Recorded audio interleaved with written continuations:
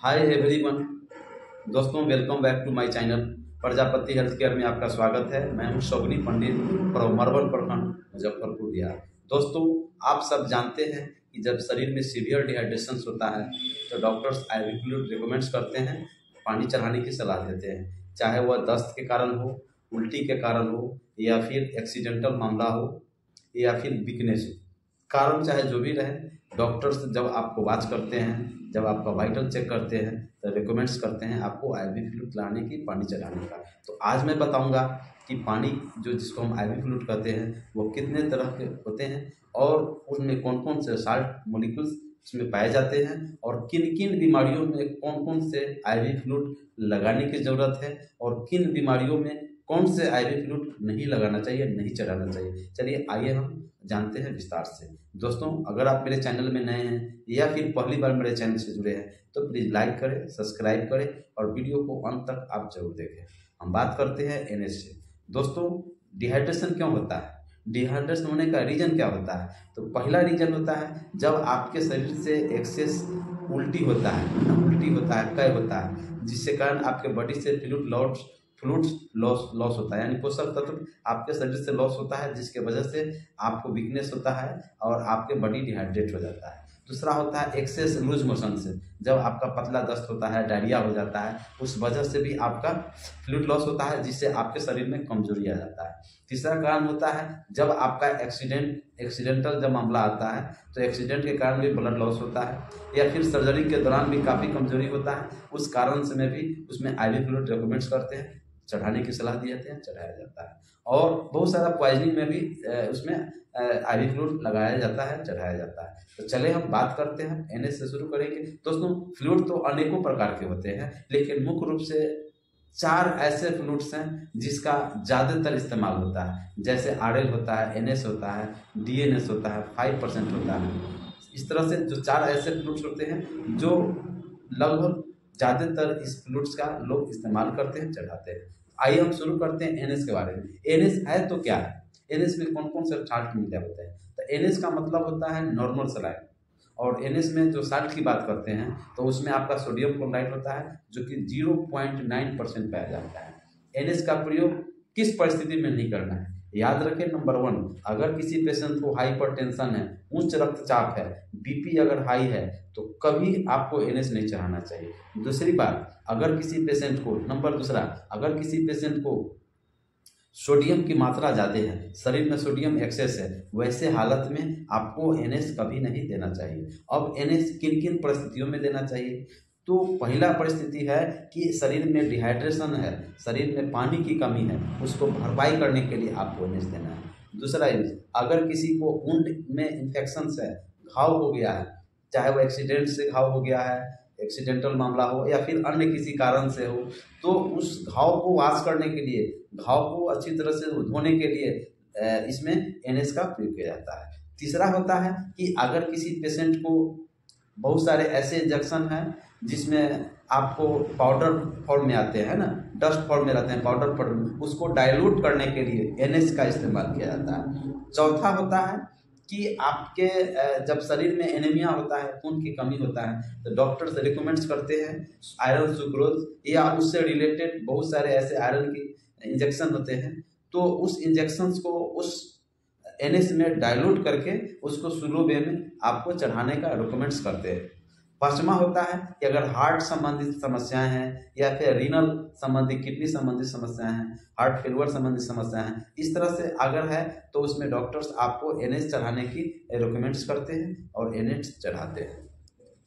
अगर किसी पेशेंट में अगर सोडियम की मात्रा अगर कम है तो उसको भरपाई करने के लिए आपको NH चढ़ाया जाता है। दूसरी और सबसे महत्वपूर्ण बात है कि NH डायबिटीज पेशेंट में अक्सर NH का प्रयोग किया जाता है, जो कि बहुत ही अच्छा है। इस तरह से आप NH का प्रयोग आप आसानी से कर पाते हैं और पेशेंट को इसमें फायदा होता है। सिर्फ 2 बातों को याद रखें कि पहला है कि ब्लड प्रेशर हाई हो तो नहीं चढ़ाना है, दूसरा है कि अगर किसी को सोडियम की मात्रा ज़्यादा है उसमें नहीं चढ़ाना है। अब हम बात करें कि हम RL की बात करें, RL का प्रयोग क्यों किया जाता है, RL का प्रयोग कहाँ करना है?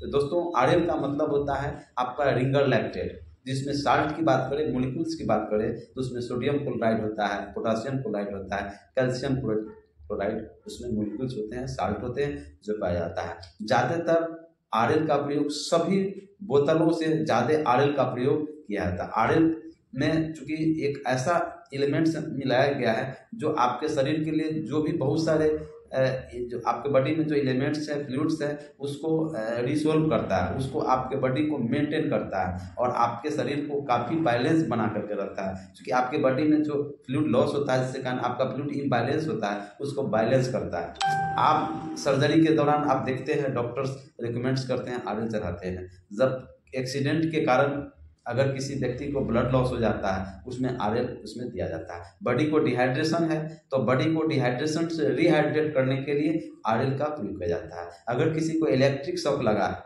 तो उस इलेक्ट्रिक शॉक में भी आरएल का प्रयोग बहुत ही लोग इस्तेमाल करते हैं और आरएल में काफ़ी सारा उसमें फायदा भी होता है। दूसरा होता है कि बर्न केस में, जले हुए केस में आरएल का प्रयोग अधिक मात्रा में लोग करते हैं और उससे काफ़ी सारा फायदा होता है।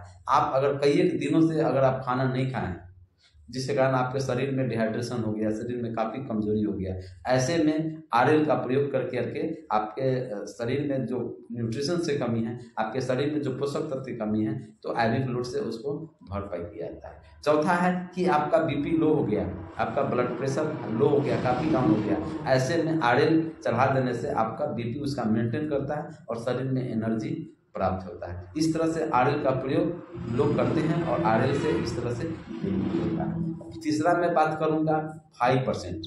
तो 5% के स्पष्ट शब्दों में आप समझ सकते हैं, उसमें 5 ग्राम ग्लूकोज की मात्रा होता है, ग्लूकोज पाया जाता है। तो अगर डायबिटीज पेशेंट है तो कभी भी भूल से भी डीएनएस नहीं चढ़ाना है, ठीक है। डीएनएस नहीं चलाना है, D5 नहीं चलाना। हम बात कर रहे हैं D5 की, तो D5 जो है आपको डायबिटीज पेशेंट में नहीं चलाना है। आपके बॉडी में जब उल्टी के कारण या फिर दस्त के कारण आपके शरीर से जो पोषक तत्व लॉस हुआ, डिहाइड्रेशन हुआ, उसमें आप वो डीएनएस चढ़ा सकते हैं। दूसरी बात है कि अगर किसी को ग्लूकोज की कमी है तो ग्लूकोज की कमी को पूरा करने के लिए आप D5 चढ़ा सकते हैं। अगर किसी को जॉन्डिस हो गया, जॉन्डिस में आपको ग्लूकोज काफ़ी फायदेमंद होते हैं, ऐसे में D5 अगर चढ़ाते हैं, D5 अगर उसको फ्लूइड, आईवी फ्लूइड लगाते हैं, तो उसमें काफ़ी सारा उनको फायदा मिलता है। इस तरह से आपके बॉडी में जो भी एलिमेंट्स की कमी है वह D5 आपको मेंटेन करता है। इसी से ठीक आगे D10 चल जाइए, बहुत सारा है, D25 होता है, डेक्सट्रोज 25 ग्राम होता है। तो आपको उसमें ग्लूकोज वाले पेशेंट से आपको बचना चाहिए और ग्लूकोज से जो ग्रसित है यानी जो कि डायबिटीज है, उसको आपको D5 नहीं लगाना है। अब बात करें डीएनएस में भी दोस्तों सेम है। तो डीएनएस का मतलब होता है डेक्सट्रोज 5 ग्राम, 5 ग्राम डेक्सट्रोज के साथ एनएस होता है, नॉन सेलाइन। इसमें भी आपको डीएनएस डायबिटीज पेशेंट को नहीं देना है। अगर कोई पेशेंट को डिहाइड्रेशन हो गया तो उसको आप दे सकते हैं। अगर किसी पेशेंट को उल्टी होने के कारण शरीर में पानी की कमी हो गया, उसको आप दे सकते हैं। दस्त हो गया, शरीर में पानी की कमी है, उसको आप दे सकते हैं। शरीर में ग्लूकोज की कमी है, उसको भरपाई करने के लिए आप डीएनएस दे सकते हैं।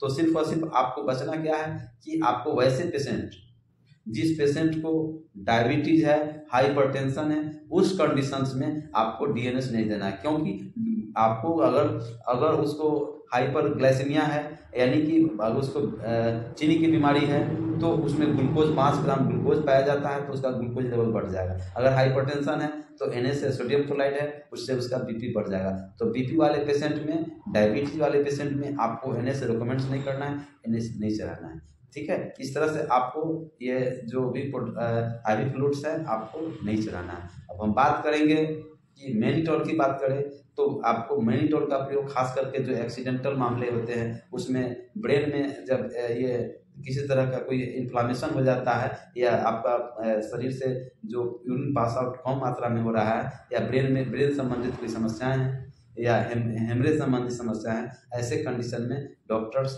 मैनिटोल रिकमेंड्स करते हैं और मैनिटोल का अच्छा खासा रिजल्ट भी देता है, पेशेंट क्योर भी होता है। तो अगले वीडियो में स्पेशलाइज मैनिटोल पर मैं चर्चा करूंगा।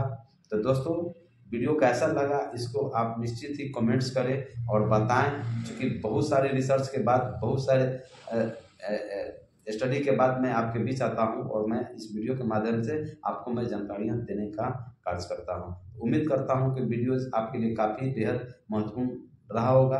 तो अगर आप मेरे चैनल में नए हैं या फिर पहली बार मेरे चैनल से जुड़े हैं तो प्लीज़ लाइक करेंगे, सब्सक्राइब करेंगे और वीडियो को निश्चित ही अपने ग्रुप में अपने दोस्तों में शेयर करेंगे। तो मिलते हैं अगले दिन सेम चैनल पर। तो आप सभी से विदा चाहता हूँ। जय हिंद, जय भारत।